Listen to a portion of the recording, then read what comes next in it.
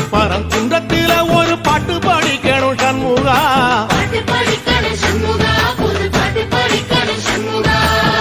புள்ளிமயில் ஏறி வந்து நீ கேட்டு ரசிக்கணும் சண்முகா,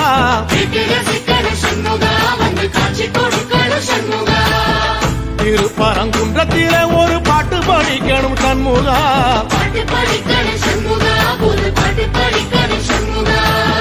புள்ளிமயில் ஏறி வந்து நீ கேட்டு ரசிக்கணும் சண்முகா,